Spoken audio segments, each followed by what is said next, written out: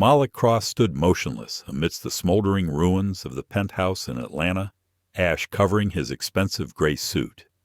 Shards from his shredded American passport glinted under the lights of fire trucks as the firemen worked to extinguish the last embers on a cold March night in 2025.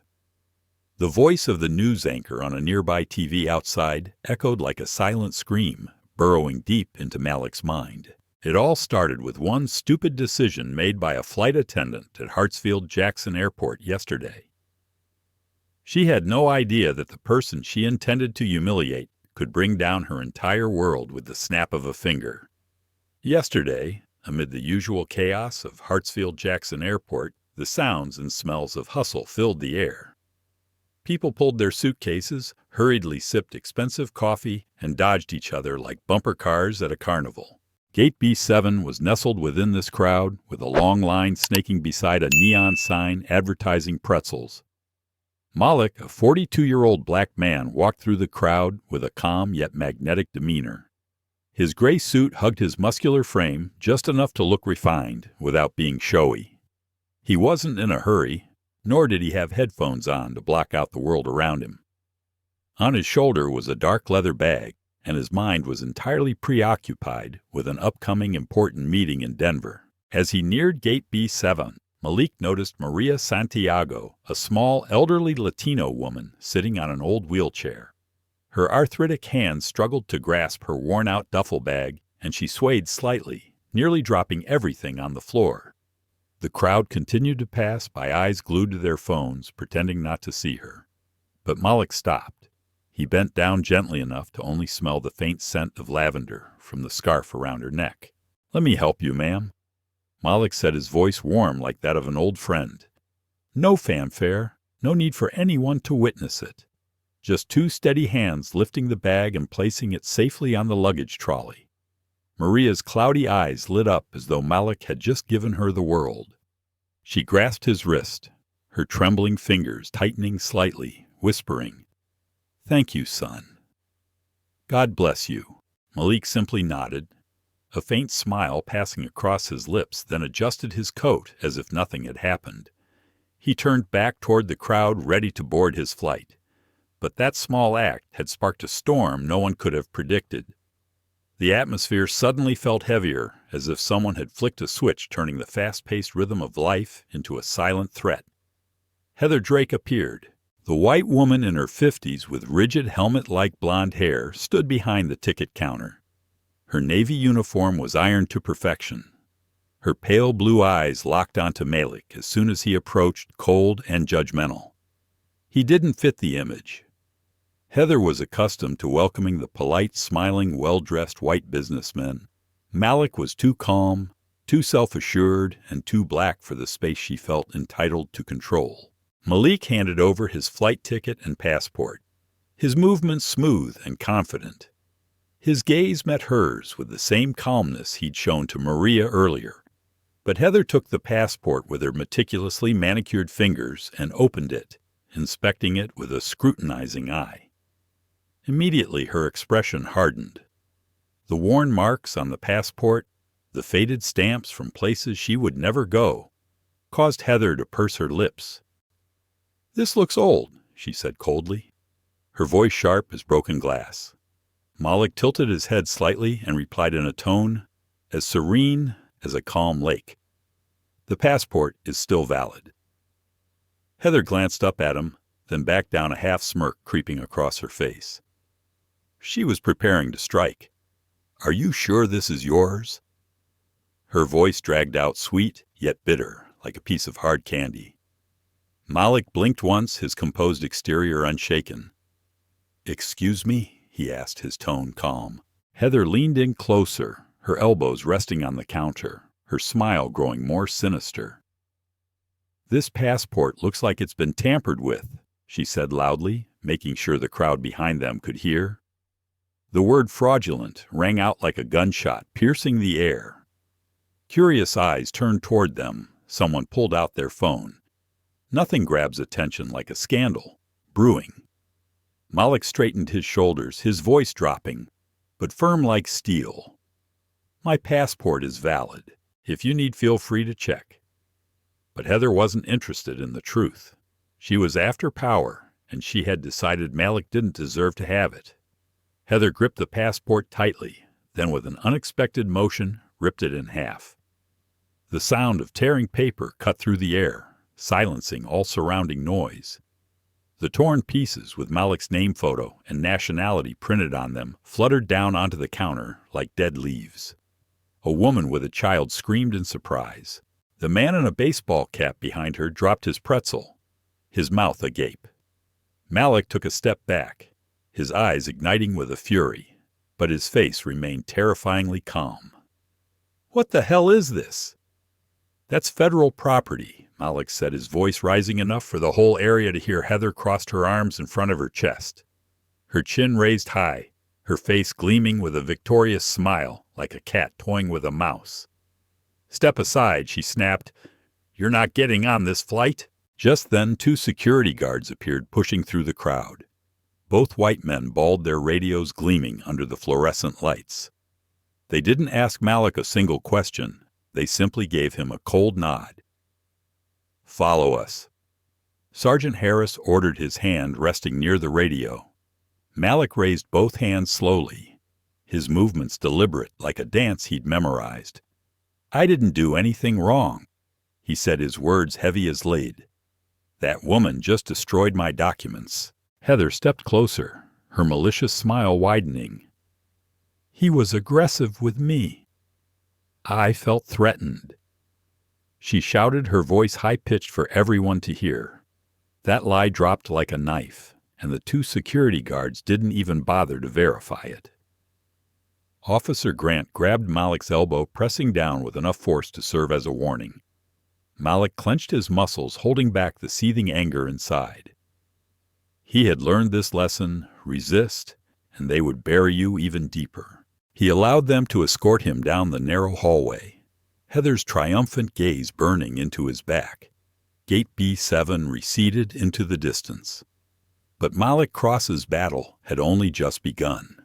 The holding room at Hartsfield-Jackson Airport was bathed in a dull gray, with concrete walls scratched up with the names and scribbles of those who had been detained before. The only round light on the ceiling buzzed as it flickered, casting a pale light that danced into the worn-out gray suit of Malik Cross, a suit that had once been pristine, but was now soiled by the rough hands of airport security. His dark leather bag sat beside him, silently, witnessing the chaos that had erupted at Gate B7. Across from him, Kyle Benson, a TSA officer, made no effort to hide his boredom, lounging in an old plastic chair. His uniform was wrinkled, his stubbled beard unkempt, and his eyes half closed, as though he would rather be anywhere else but on shift here. Kyle glanced at Malik through his lazy eyelashes, flipping through a file on his clipboard without bothering to look up, his voice slurring like a deflating tire. "You say this passport is valid." Malik leaned forward, his elbow resting on his knee, eyes never leaving Kyle. His gaze was like smoldering embers beneath ash. "It's completely valid," he replied, each word as solid as a brick in the wall of truth he was building. "The flight attendant, Heather Drake, tore my passport without reason." "Check the system. I am Malik Cross, first-class ticket flight to Denver." Kyle sighed loudly, scribbling some half-hearted notes on his clipboard, looking more like a child doodling than someone doing actual work. "Uh-huh. Let's see." He mumbled, his tone showing that he had no intention of believing Malik and was already ready to label him a troublemaker and move on. Outside, the airport continued to run like normal, the crowds flowing by without any idea that behind the concrete walls a silent storm was brewing. Malik didn't know it yet, but an earthquake was about to shake his world.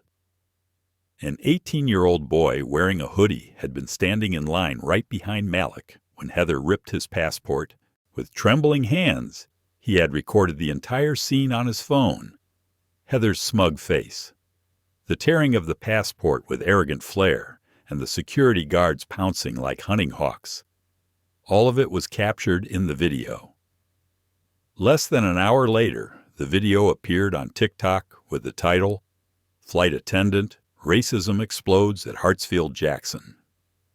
The 90-second clip was like a ticking time bomb, quickly amassing 50,000 views, then 100,000, followed by thousands of angry comments.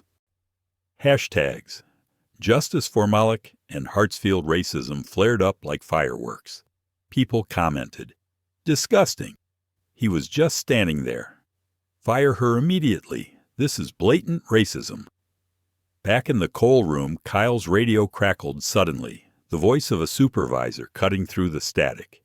"We have a problem. The B-7 gate footage has leaked. Check it now."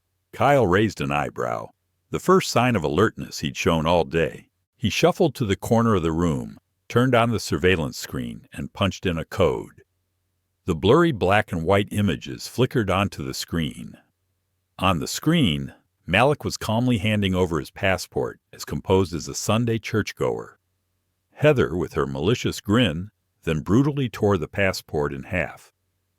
There was no sign of Malik being aggressive, or attacking as she had accused him.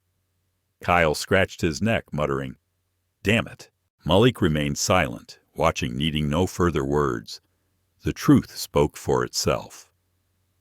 A few heavy minutes passed. Then Kyle slammed the clipboard down on the desk with a thud, looking at Malik as if he had swallowed something unpleasant. "All right, Cross," he muttered reluctantly, acknowledging his mistake. "Looks like you're free to go."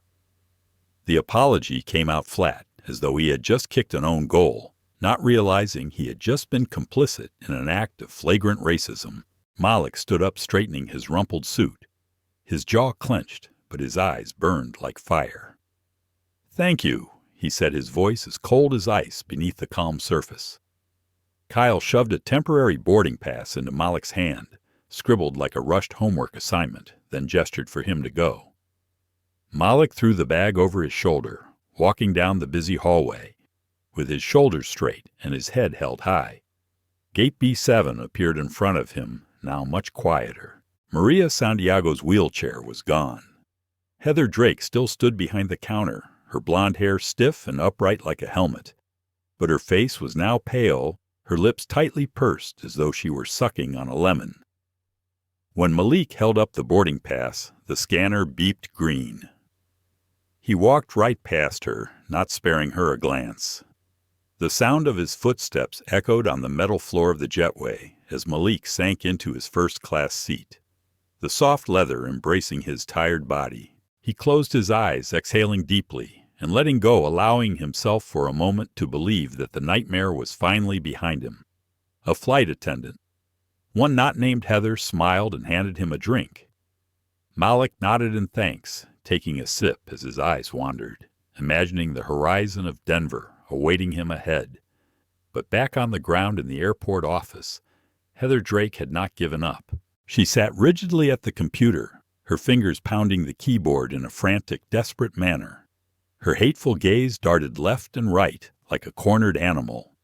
With a few quick keystrokes, she found Malik's name in the Pinnacle Air Internal System. A twisted smile curled on her lips. No need for evidence, no need for procedure. Just pure, unadulterated malice. Heather added, "Malik Cross to the no-fly list." She hit confirm so hard it nearly cracked the keyboard. On the screen appeared a cold notification. Cross Malik, restricted. Heather leaned back in her chair, arms crossed over her chest, her eyes gleaming with malicious satisfaction. She had just delivered a blow that Malik would have no idea about. Up in the sky, Malik's plane sliced through the clouds heading west. But below, the fuse was still burning, ready to choke his world once again. There wasn't a cloud in the sky over Denver that afternoon, but as Malik Cross was only a few steps away from the airport door, two officers appeared blocking his exit like two walls. Their Navy uniforms stretched tightly across their chests, and the harsh fluorescent lights made their pale faces and hollow eyes stand out even more. Two muscular men, their heads shaved, their eyes locked on Malik, like predators who had been waiting for their prey all day. "Stop right there," the taller one barked, his gravelly voice like stones grinding his hand, already resting on the gun holster. The name tag gleamed. Silver, Sergeant Harris. The shorter one. Officer Grant stepped aside, maneuvering to trap Malik between them. His large hands tightened around Malik's arm muscles, twitching under his sleeves as if ready to strike passengers around them. Slowed their steps, some turning to glance curiously, but no one intervened. Malik immediately stopped, his leather bag lightly thudding against his hip as he slowly raised his hands, an instinct forged through years of enduring injustice.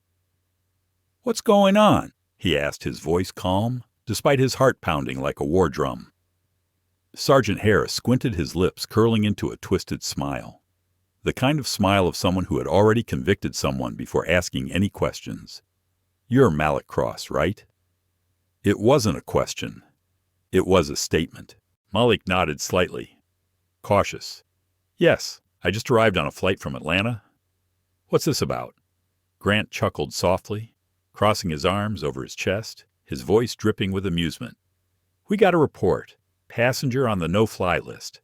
History of disruptive behavior. Potential danger on this flight." Malik's jaw tightened, anger flaring in his eyes, but his face remained the mask of calm. "That's a mistake." He said each word as firm as steel. "I was cleared at Hartsfield-Jackson. There was an issue with a flight attendant. Check the system." But Harris stepped closer, his breath heavy with coffee and old chewing gum. "We don't need to check anything," he growled, his voice lowering into a threatening tone. "You're coming with us." Before Malik could react, Grant grabbed his elbow, gripping it tightly enough to leave bruises. They hauled him toward a side hallway, the crowd quickly parting, but a few phones secretly rose their lenses coldly, waiting to capture the scene. Malik stumbled a few steps before regaining his balance, his bag hitting his leg. As they dragged him past a Starbucks counter, the terrified glance of the young barista was the last thing Malik saw before being shoved into a dimly lit hallway. "This is wrong," Malik said, raising his voice louder, trying to turn to face Harris. "I have rights. I want to speak to your superior." Harris laughed, the sound short and ugly. He shoved Malik harder. "Rights." His voice dripped with mockery. "You better know your place, kid." The words "kid" landed like a slap, the stench of racism sharp in every syllable. They shoved Malik into a police car parked at the curb. The heavy steel door slammed shut behind him, shaking the entire frame. The cuffs squeezed tight on his wrists, leaving red imprints that would hurt for days to come. The leather seat in the car smelled of sweat and cheap disinfectant. Through the scratched window, Malik saw the passengers around him, wide-eyed staring, then quickly turning away. Pretending not to see, Sergeant Harris drove his knuckles white on the steering wheel. Grant turned around from the passenger seat, his hateful gaze fixed firmly on Malik as though he had caught a rare prey. "Word is, you caused some trouble in Atlanta," Grant said, his laugh hollow. Full of threat, Malik lifted his head, his eyes icy. "She tore my passport. Made up a story. There's video footage. Check it." Harris let out a low laugh, glancing in the rearview mirror. "Video doesn't mean anything here. You're on the no-fly list. That's enough." The car turned down a dark street, heading away from the airport lights. Denver's cityscape receded into the murky night. In Malik's mind, the pieces started falling into place. Heather Drake, that smug nod, her fingers tapping away on the keyboard. It wasn't coincidence. This was revenge, her involvement stretching all the way here. The car rolled up to a low building, red brick damp from the rain, with barbed wire coiled around it, like a giant lock. The police station. They dragged Malik out of the car, police boots splashing through a puddle, sending dirty water flying. They hauled him through a side door into a cramped, stuffy holding cell that reeked of bleach and desperation. A sergeant behind a desk, graying hair, slouched posture, glanced up for exactly 3 seconds when Sergeant Harris threw Malik's bag onto the desk. "Arrested at DA." Harris reported with a hint of satisfaction. "No-fly list, disruptive behavior. Lock him up." The sergeant nodded lazily, his fingers clicking away on an old keyboard. Malik's wrists throbbed beneath the cuffs. The tear in his gray suit jacket, now even more ragged from being dragged around, looked even worse. "I want a call," Malik spoke firmly. "Daniels." The officer spun around, his face twisted in irritation, but the sergeant just lazily waved a hand. "Let him call Grant." Unclipped one of Malik's cuffs, thrusting a dirty phone into his hand, the tangled wires like a noose. Malik dialed quickly, his breath hurried. On the other end, Tasha Green's voice came after 2 rings. "Tasha, it's Malik," he said quickly, his voice raspy. "I've been arrested in Denver false no-fly order. I need you now." Without hesitation, Tasha responded shortly. "Hold tight. I'm on my way." As soon as the call ended, Grant snatched the phone back forcefully, tightening the cuffs even more as if to punish Malik. They shoved Malik into a tiny holding cell, 4 cold walls closing in around him. Outside phones rang nonstop clips of his arrest spreading across Twitter at lightning speed. A new hashtag exploded. "Cuffed for nothing. Free Malik." But in that damp, grim cell, Malik silently clenched his cuffed hands, his gaze locked on the bars. He knew well this battle was far from over. Inspector Weston sat behind the cold metal desk, the pen in his hand, tapping rhythmically on the surface, a silent challenge in the air. "Clean, huh? We'll see about that." Weston sneered, standing up and stretching like a cat waking from a nap. He strolled casually to the corner of the room where Malik Cross's leather bag sat unattended. With exaggerated drama, Weston rummaged through the bag, skimming past a notebook and pen before suddenly pausing. A wicked smile began to spread across his face. "Look at this," Weston gloated, pulling out a small plastic bag containing white powder from Malik's bag. He held it up as though he had just discovered the smoking gun. "This looks like cocaine." Malik felt as though he had fallen into a cold void, but his face remained stone cold. "That's not mine," he replied, his voice sharp and resolute. "You planted that I was cuffed back at the airport. How could I have gotten past security with drugs?" Weston tilted his head, pretending to be surprised before tossing the bag of white powder onto the table with a mocking gesture. "Planted. That's a big accusation," he sneered. "But I don't think anyone will believe a guy like you. A guy like you." The words dripped with venom, hitting Malik like a slap of cold steel. Malik leaned forward, the sound of his cuffs clanging against the metal, his eyes burning with rage. "You're framing me," he said, each word landing like a hammer, "and I will prove it." Weston laughed, his laughter louder and more coarse. He leaned in closer, his breath reeking of cigarettes, and blew it straight into Malik's face. "Good luck," he snarled, then turned away, scribbling in the file, trying to turn this dirty trick into legal evidence. But this was no simple game. Weston wasn't just some nameless cop. He was a close friend of Eddie Drake, Heather Drake's brother, the flight attendant who had set everything in motion. Eddie, a muscular cop in Denver, had been humiliated by Malik simply by his existence. Right after Heather added Malik to the no-fly list, she called Eddie, her voice full of spite. "He humiliated me. You have to teach him a lesson." Without a second thought, Eddie called Weston, a friend from the police academy who owed him a favor. The plan was simple. Plant drugs in Malik's bag, stage the scene, and let the system grind him down. No passport, no freedom. Just a cell and an unjust record. Weston grabbed the fake drugs beside Malik's luggage, sneaking a few photos, preparing to present the solid evidence in court. Malik sat there fully aware of every step of this game. But he wasn't hopeless. He had called Tasha Green, the sharp lawyer he trusted, like his own life. Time dragged on the cold from the cell walls, seeming to eat away at Malik's bones, until finally the door creaked open with a heavy sound. An old janitor shuffled in his back, bent wearing faded blue protective gear with the name Clarence crookedly sewn on his chest. He pushed a mop bucket with a rattling sound, his dull gray eyes sharp with unspoken understanding. Weston barely glanced at him and barked, "Hurry up, old man," before stepping out to grab some coffee, leaving the door slightly ajar.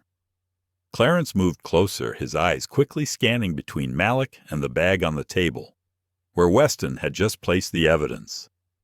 Malik caught that glance, a silent exchange between them. Clarence nodded subtly, almost imperceptibly. In a flash, Clarence pulled out an old flip phone from his pocket, hiding it under his protective coat. He dialed quickly, snapping a blurry photo of Weston planting the white powder next to Malik's luggage while he was cuffed. "Hold on, kid," Clarence whispered, his voice rough like sandpaper, before retreating, the mop bucket wheels squeaking like a farewell. Weston had no idea that while he gloated, a deadly hole had just opened beneath his feet. An hour later, the door opened again. Tasha Green stepped in like a storm. Her bright red suit stood out against the damp hallway, her footsteps sharp like gunshots on concrete. Weston, Tasha snapped, not waiting for him to speak. "Your game is over. Let my client go now." Weston spun around his face, turning pale. "What the hell are you talking about?" Tasha didn't bother explaining. She held up a tablet in front of his face.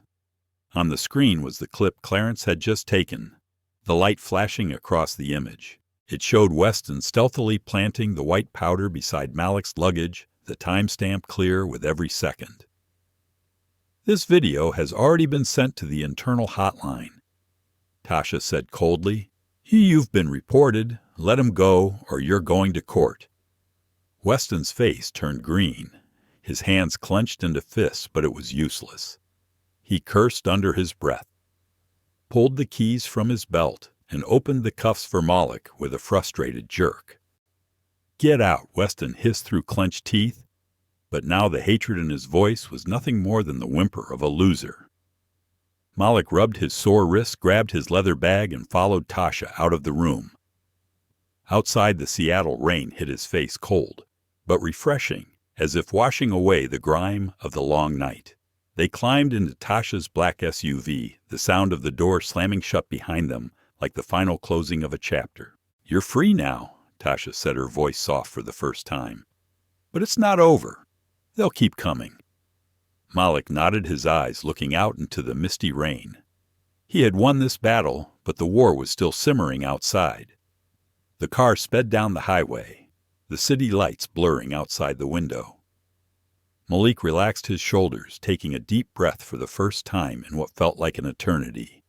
He dared to believe that this time he had turned the tables, but at the next intersection, a brick flew through the window, shattering into pieces.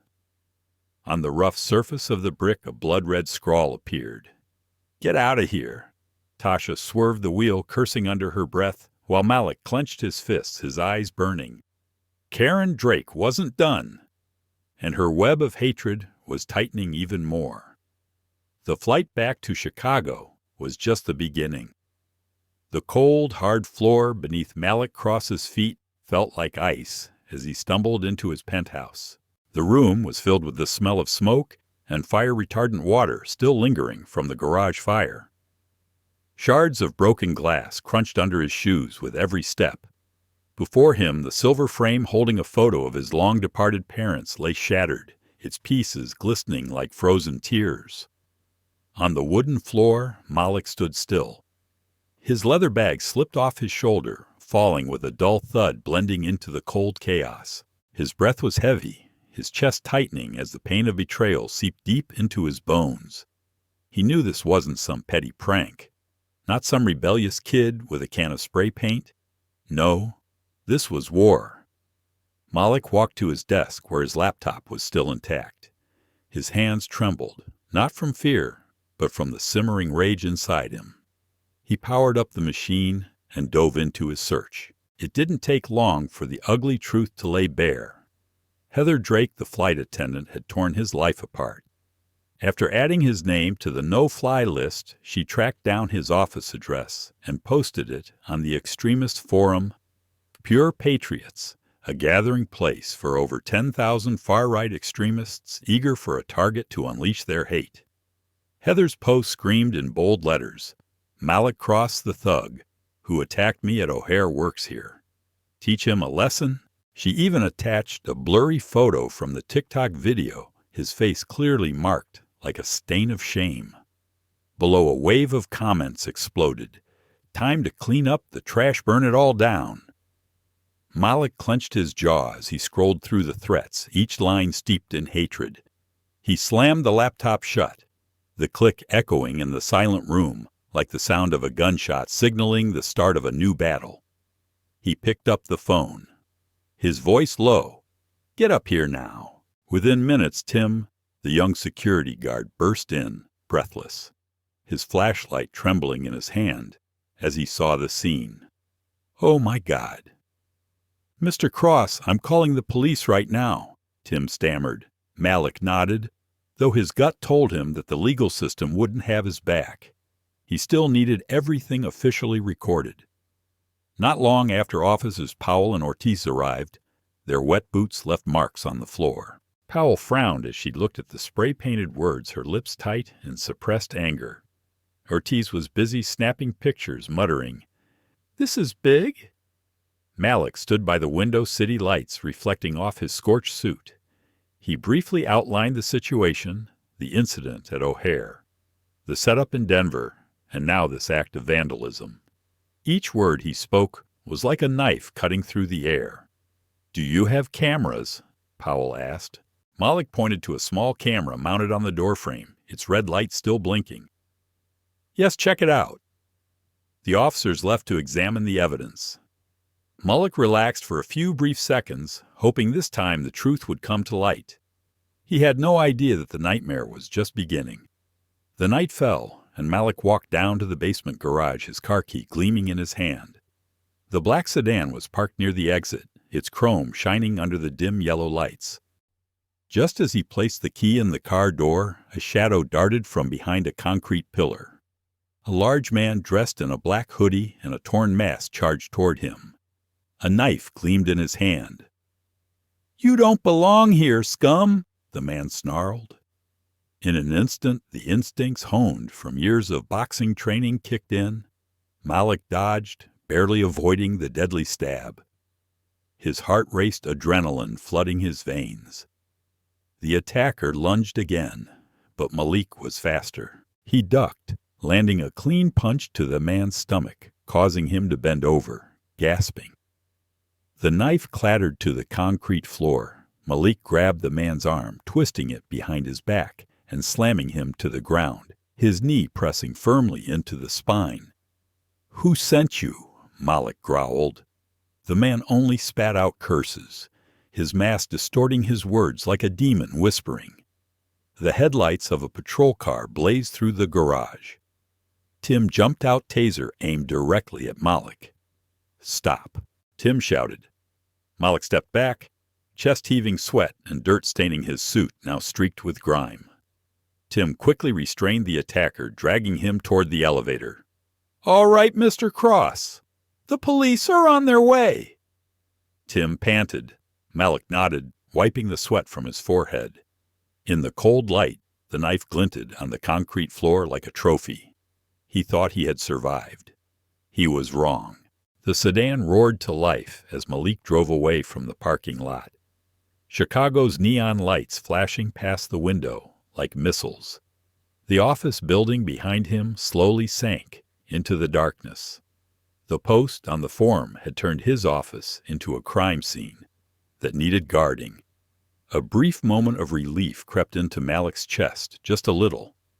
He had barely parked his car in his apartment complex basement when the strong smell of gasoline hit him hard.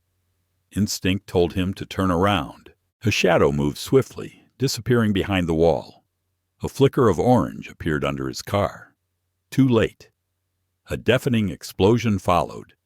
The sedan exploded into a ball of fire, the shockwave throwing Malik to the concrete floor. His ears rang and glass shards rained down like hail.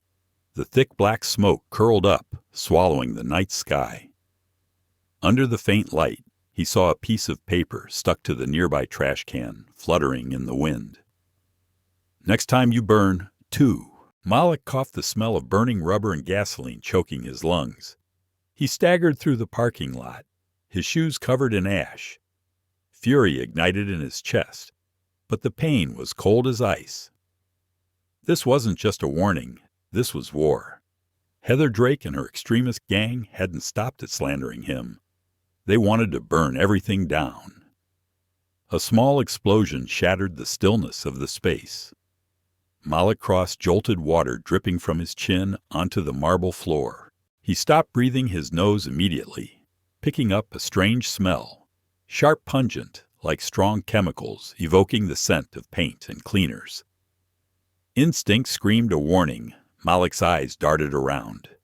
A thin trail of smoke, like a gray serpent, slithered from beneath the sofa initially, like a light mist, but gradually thickening and coiling toward the ceiling. Panic surged hot in his chest, but his hands moved decisively. Malik dashed to the kitchen, grabbing the fire extinguisher hanging next to the pantry. He pulled the safety pin aimed directly at the smoke source and squeezed the handle.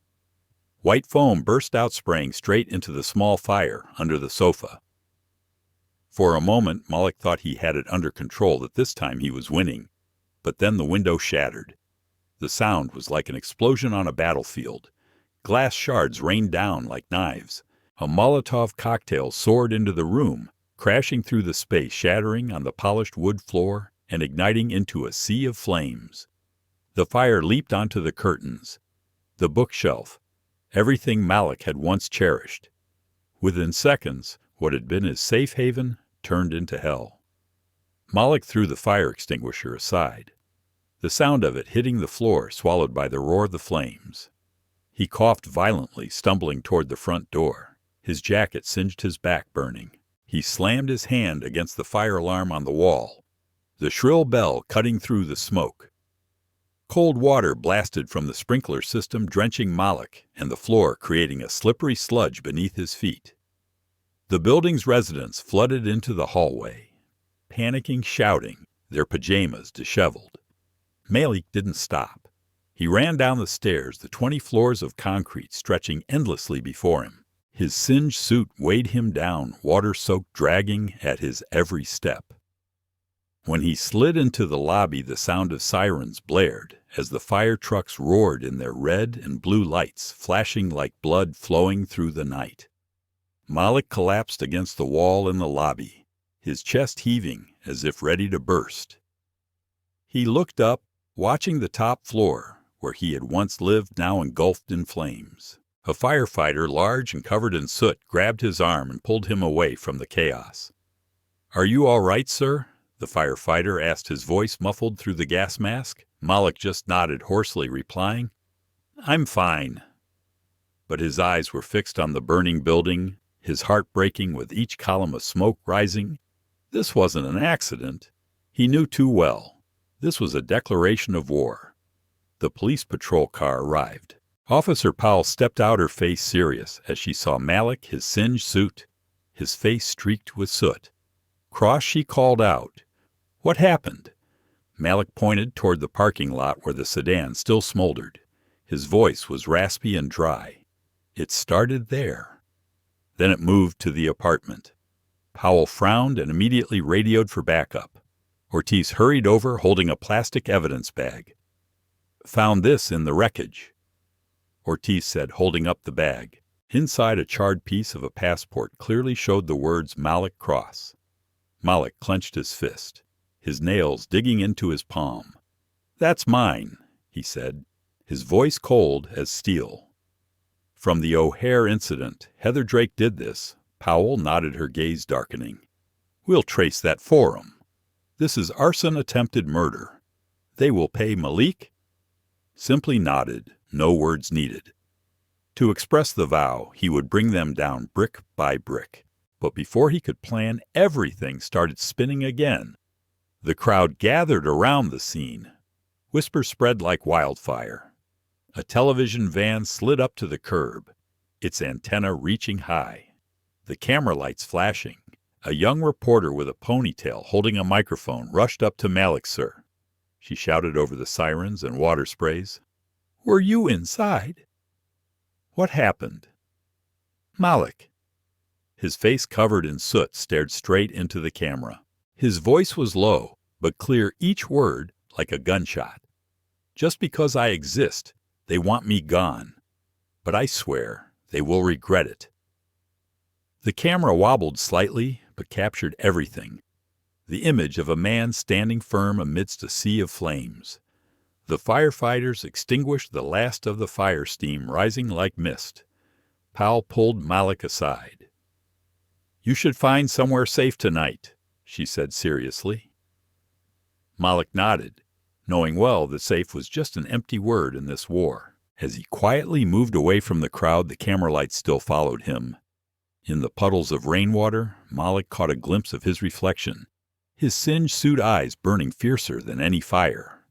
A shout came from the parking lot, making him flinch. A civilian pointed toward the television van where a piece of white paper fluttered. On it, freshly inked, the words read, "You're a suspect now." Heather and her extremists weren't just trying to burn his house down. They wanted to destroy his honor. Malik Cross's inbox was as empty as a graveyard. Messages of contract cancellations, dry apologies, and cold warnings, each stacked up like layers of ash. Now he stood there in a shabby motel room near Midway Airport, the old TV flickering with images of Heather Drake. Her voice fake with sobs, her face painted with feigned sorrow. Malik gripped the remote tightly, the plastic creaking beneath his white-knuckled fingers. He couldn't sit still. He couldn't let them bury him alive. By 10 o'clock in the morning, Malik was at the Channel 7 headquarters, a low brick building with a flickering neon sign in the drizzle. Tasha Green had called him, her voice frantic. "Malik, please run." But he wasn't the type to run. He stormed straight through the reception desk, ignoring the receptionist with her flashing pink nails. He moved into the newsroom. Jenny, the young reporter with the ponytail from last night, gasped when she saw him. "Miss Cross, you can't shut up!" Malik cut on his voice low, but sharp, reverberating through the room. The producer's mid-coffee sip froze. He pulled a USB from his jacket pocket, holding it up. "This is the raw footage from the airport. The passenger cameras caught it. Air it now, or I'll sue you into bankruptcy." Jenny's mouth fell open, her excuse dying on her lips. A bald, rotund producer quickly grabbed the USB, mumbling, "Let me see." The large screen flickered to life. The room went silent. Heather Drake appeared, her face twisted with a smug sneer, tearing Malik Cross's passport apart. There was no footage of Malik threatening her, no scenes of aggression, just the calm, proud stillness of Malik and the naked cruelty of her actions.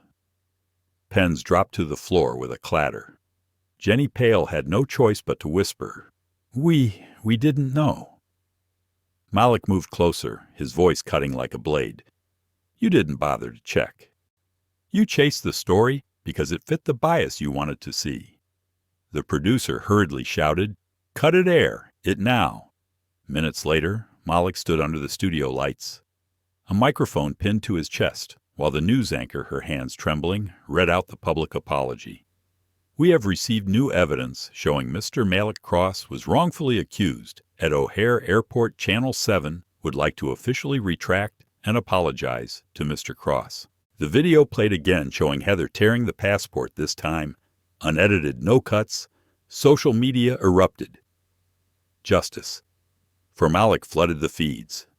A wave of outrage rose like a storm. Malik stepped outside into the rain, his head held high for the first time in days, a slight taste of sweet victory filling his chest. He stopped at a small cafe across the street, ordered a black coffee, and quietly watched the gusts of wind push through the window, thinking, "Maybe I've turned the tide." But Malik didn't get a chance to warm up across the city. Heather Drake began her counterattack. She sat in a lawyer's office, looking even worse with smeared mascara and reddened eyes, feigning deep emotion. Victor Price, Heather's powerful uncle, leaned back in his chair, his navy blue suit perfect, his eyes cold as steel. "They can't destroy you, Trish," Victor whispered, using her childhood nickname to fuel her hatred. Lawyer Kessler, sleazy and seasoned, slid a stack of papers across the desk. A defamation lawsuit. Heather trembled as she signed each stroke of ink a knife wound. That very evening, Victor pumped money into Channel 9, ordering Release the Story, now full smear campaign before 6 p.m. The rickety TV in Malik Cross's motel room flickered. The new headline scrolled across: "Heroic Flight Attendant Defamed. Malik Cross faces defamation lawsuit." The news flooded in. They turned Heather into a sympathetic victim while painting Malik as a notorious villain. 2 days later, Malik stood in the dim courtroom on the 15th floor of the Daily Center. The room reeked of polished wood, cold coffee, and injustice. The black suit borrowed from Tasha clung tightly to him like binding ropes. In the corner, Heather sat with Kessler. Her golden hair gleamed under the fluorescent lights, a victorious smile on her lips. In the front row, Victor Price sat with his arms crossed, his gaze cold as though sealing the fate of an auction. The demanded settlement, $5 million. Malik's entire career hung in the balance. The scale tipped from the very start. Kessler stood up, performing as though he were auditioning for an Oscar, Your Honor. Heather Drake was just doing her job. Malik Cross, with a fake passport and violent behavior, ruined her life. His voice dripped with deceit, slick like oil. Malik sat silently, his fist clenched his jaw, rigid. He knew this game. Knew Cook County, the place where Victor Price had bought half the judicial system. When it was his turn, Tasha stood up, her voice like a hammer. "Your Honor, this is all personal revenge. Mr. Cross is the victim. We have video evidence." She held up the USB. But Judge Hargreaves, a bloated old man with tired eyes, waved his hand. "Save the evidence for later. Indifferent. More fake witnesses. An entrance guard, a betrayed neighbor, all spouted fabricated testimony, smooth as though rehearsed. When Tasha objected, demanding an investigation into the fake bank documents Kessler had provided, Hargreaves just lazily tapped his gavel. Objection overruled. Then he declared, "Defendant Malik Cross liable. Fine of $5 million plus court costs." Malik stood still. The borrowed suit rubbed against his wrist, hot and painful. Heather looked at him, her eyes filled with malicious victory. The neon light from the vacancy sign of the motel flickered over the empty street. Malik Cross sat close to the window, his back against the wall, the phone in his hand trembling slightly. The speaker crackled with a distorted recording. "I burned it all. Had to do it." His voice expertly altered, but still clear enough to sow doubt. From CNN to small blogs, the headline screamed, "Malik Cross confesses to arson." The motel TV flickered with images of him mixed with angry faces demanding immediate arrest. Malik gripped the phone tighter, his fingers turning white. The fragile victory of the morning evaporated like smoke. Another knife wound, colder and sharper, more malicious. Victor Price had just launched a counterattack, not through the law, but by stirring the bloodthirsty crowd Tasha Green had warned him. Change hotels. Keep a low profile. And yet that night, from the new room he rented in South Loop, Malik heard the distant rumbling like the sound of an approaching storm. He gently pulled back the curtain. A crowd was spilling onto the street. They wore red hats, holding wooden clubs, and glass bottles glinted in the dim light. One person held up a photo of him circling his face in red, like an old-time wanted poster. "Cross is hiding in there, burn him out." A brick flew through the air, smashing the motel window. Inside, the scrawny receptionist ducked behind the counter, screaming obscenities. Malik sprang to his feet, grabbing his bag, his heart pounding like a drum. "Burn him out! Burn him out!" The shouts tore through the night. A Molotov cocktail flew through the shattered window, igniting the decaying wallpaper.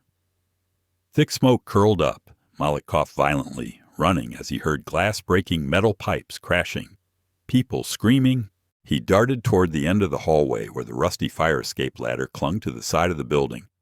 His burning hands jerked the wooden door open, and he rushed outside. The cold night air slapped against his sweat-drenched skin. He scrambled down the ladder, his torn clothes snagging on the protruding metal. A clumsy jump into the dark alley. His ankle throbbed with pain, but held up ahead the shouting grew louder. Check the back. The bald man, his arms covered in cross tattoos, yelled.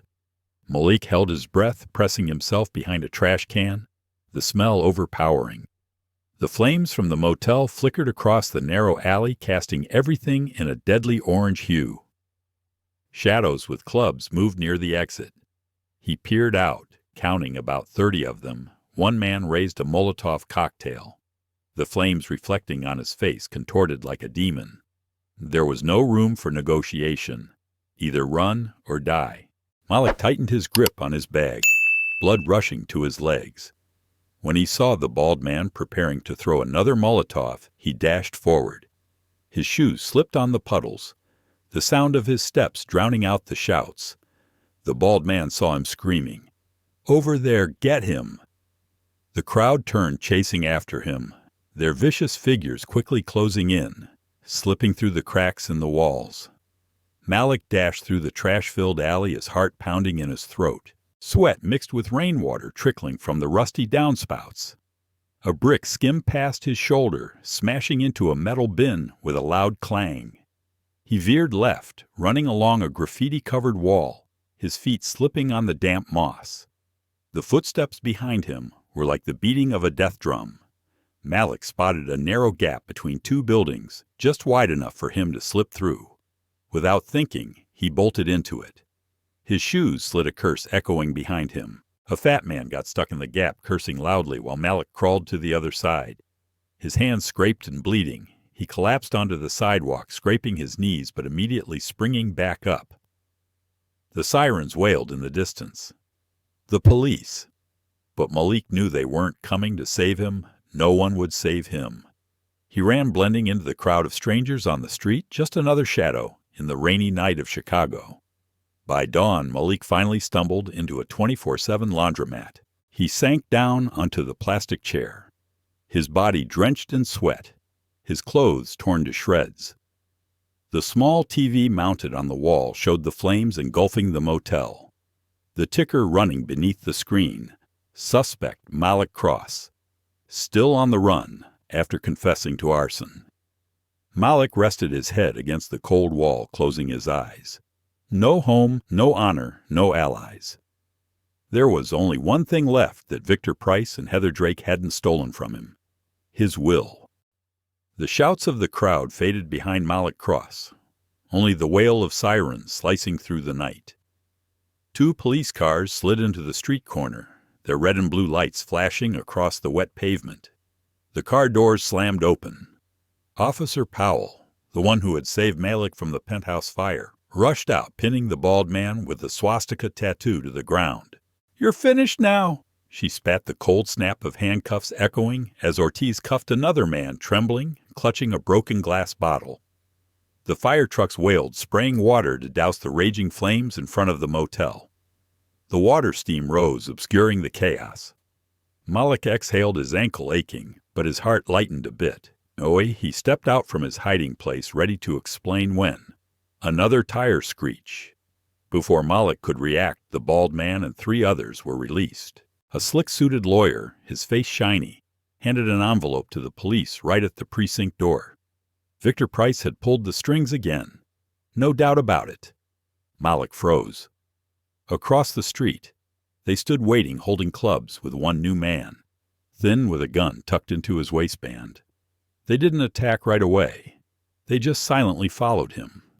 Malik stumbled into a dark alley, his breath ragged in his chest. The sweat-soaked suit caught on the debris. They were closing in. Every step Malik took felt like dragging his own torture. A gunshot cracked the air. The bullet grazed his shoulder, tearing through his coat, searing his skin. Malik collapsed, hot blood pouring out. The laughter followed. "Run, Cross, we'll find you. No matter what," the thin man laughed manically. Malik gritted his teeth. crawling behind a stack of wooden crates, one hand pressed against the wound, the other pushing himself forward.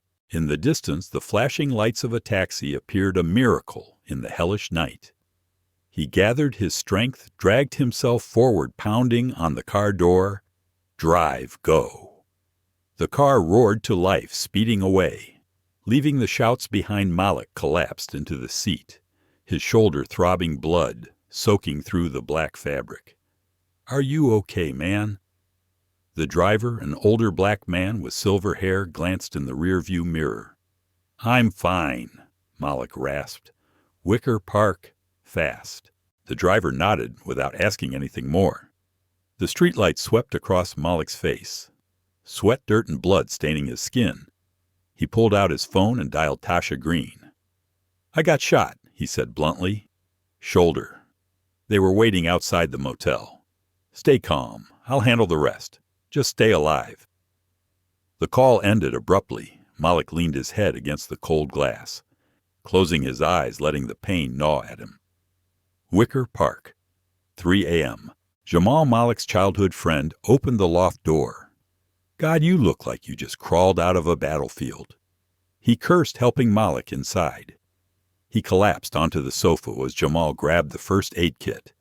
The needle pricked his skin like fire, but Malik gritted his teeth, not making a sound.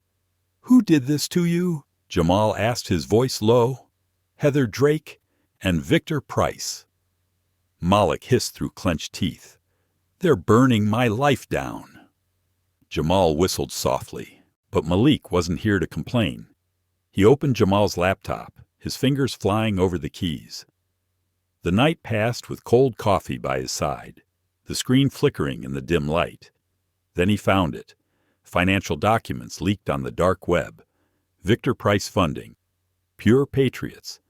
The racist group behind it all. Cold, undeniable figures.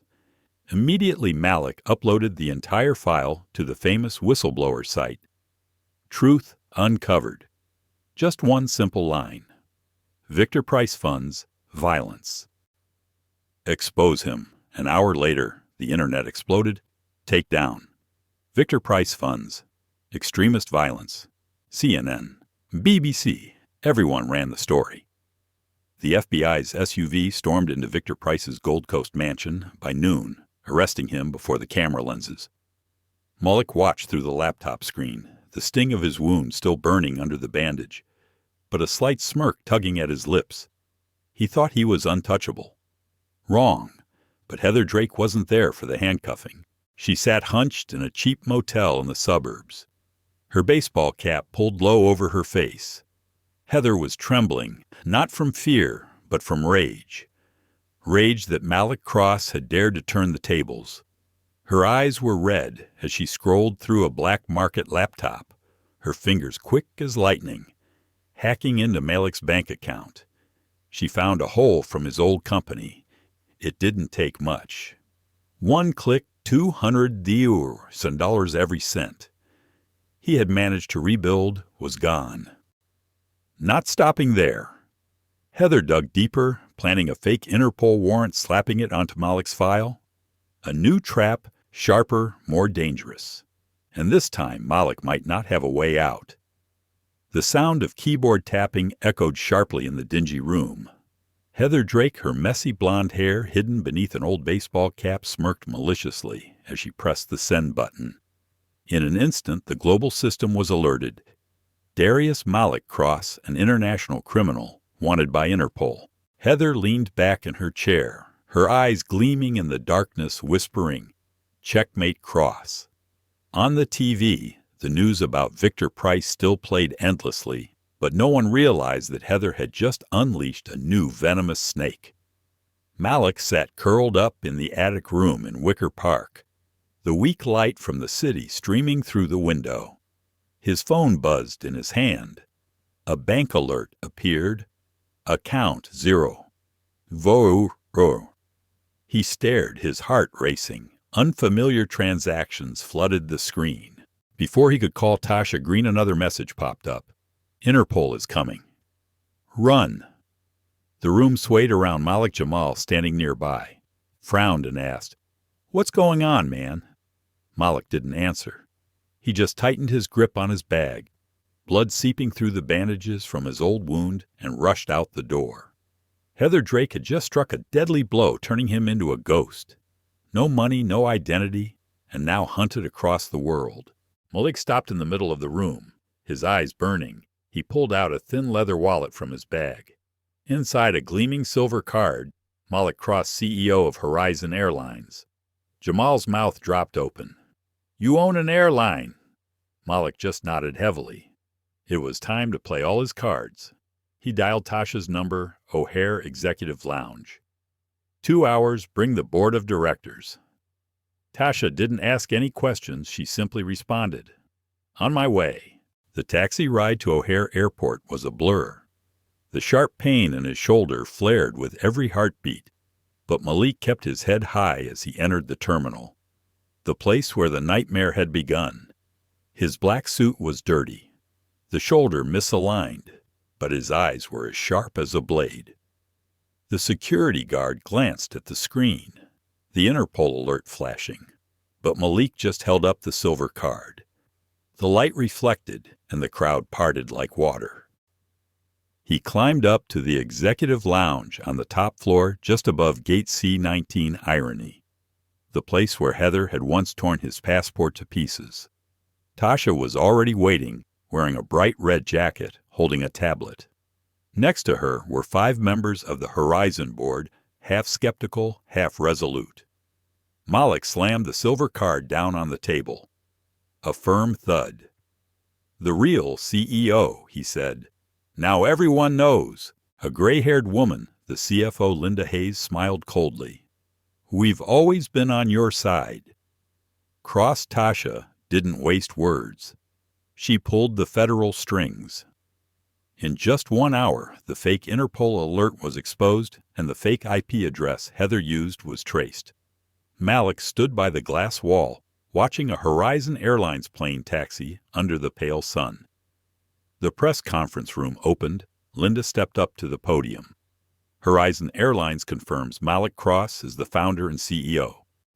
He is the victim of a vicious smear campaign orchestrated by Heather Drake. She has been immediately fired. The press room erupted in the terminal. Below, passengers stood up cheering, phones raised high, recording the moment. The applause rang like thunder. At that moment, Heather was brought into the waiting room, no longer in her elegant flight suit, just a wrinkled hoodie, her blonde hair hanging limp. Heather struggled, screaming, "He ruined me." Officer Powell coldly cuffed her. "Heather Drake, you're under arrest for cyber attack, arson, and attempted murder." Heather's shrill screams were drowned out by the cheers, but Victor Price wasn't done. He stumbled into the lounge, his light blue suit, perfectly pressed eyes blazing with fury. "It's just luck." "Cross," he hissed. "Getting close to Malik." "I'll bury you." Malik smirked. Linda swung the tablet, showing CNN Live. Victor's accountant was cuffed, his fraudulent books exposed. He froze. At that moment, the FBI special agent stormed in, cuffing Victor for the second time. "Victor Price, you're under arrest for financial fraud and terrorism funding." Victor's roar. "This isn't over," echoed, but it was just the last breath of a dying man. Malik slumped into the leather chair. The room was filled with the sound of applause. He had turned the tables. He had won. But as he took a sip of his water, Malik froze. A red laser dot flashed on his chest. He froze. Through the glass wall, he saw the silhouette of a stranger moving through the crowd. The rifle scope gleamed in the darkness. The heavy breaths of the crowd filled the executive lounge as the red laser danced on Malik Cross's chest. Tasha Green rushed over, shouting, "Get down!" But Malik stood still. His eyes were fixed below the terminal, where it all began. Through the wide glass, passengers were still bustling the cheers of his victory. Now a faint background noise drowned out by the pounding of his heart in his ears. His shoulder ached, the bullet wound from the earlier fight. Still fresh, but Malik didn't falter. "Linda Hayes, The CFO of Horizon gripped his sleeve, pulling at him. "Let's go, Malik." But he shrugged her off slowly, his eyes piercing through the crowd below. And then he saw Rosa Alvarez, the elderly Latina woman he had helped just days ago at Gate C-19. She was sitting huddled in her wheelchair, a faded floral handbag resting on her lap, a flicker of light amidst the storm. The laser dot vanished. Malik breathed a sigh of relief. It was probably just one last scare from Victor Price's old crew. But then a gunshot rang out like thunder. The sound of shattering glass. Screams, chaos. Malik rushed toward the window. His eyes caught sight of Rosa collapsing, blood staining the faded scarf around her neck. A scream tore from his throat. Malik dashed down the stairs, his injured shoulder screaming with every two-step leap. He ignored the frantic calls from Tasha and the board members. Down in the terminal, passengers scattered, security guards shouted, sirens wailed. He reached Rosa. The elderly woman was weakening her cloudy eyes, flickering her frail hand, gripping his, whispering, "You're strong enough now." Her final breath passed into Malik's hand. She let go, and his world went dark. The medical team rushed over, but it was too late. Malik stood, her blood staining his sleeve, his face smeared with ash. He screamed, but amidst the panicking crowd, a shadow slipped away. A white man's shaved head, black coat, a rifle hidden beneath the thick fabric. As he melted into the crowd, Malik shoved past a guard chasing after him. But the man had disappeared. Powell and Ortiz from the police ran up, badges flashing. Powell crouched beside Rosa, her face hardening as she picked up the spent shell casing. "We'll find him," Powell said firmly. But Malik had already pieced it all together. Victor Price had a son. A rumor he had overheard years ago, a child raised in hatred in the dark empire of corrupt media. Now he was holding the rifle in his father's place. Tasha reached Malik's side, her face pale. "You need to leave. It's not safe now." Malik clenched his fist, his eyes glued to the wheelchair, rolling away. The old handbag toppled, and the rosary beads scattered across the blood-soaked floor. "No," he said, his voice rising. "I'm not running anymore." He turned back toward the crowd where phones were held high, recording everything. He lifted his head, tall, proud, blood and ash staining his suit. A warrior, not a victim. "This war will only end when this entire system collapses," he declared, his voice ringing through the terminal. Powell nodded. Ortiz took notes. But Malik knew just the police wouldn't be enough. Not enough to sever the rotten roots that had bred people like Victor. Malik left the airport, stepping into the Chicago night that was swallowing the city. The yellow lights cast his long shadow on the wet road. His shoulder ached, the blood now dried into a crust. Each step was a drumbeat echoing a new vow Rosa had fallen. But he was still standing here, not to take revenge, but to burn down this system from the roots, to rebuild from the ashes, so that souls like Rosa would never fall in silence again.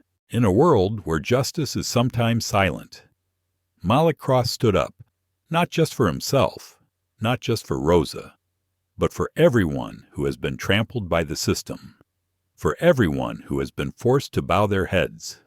From the ashes, he rebuilt with courage, with truth, with a vow, never to be defeated. Malik didn't just defeat his enemies.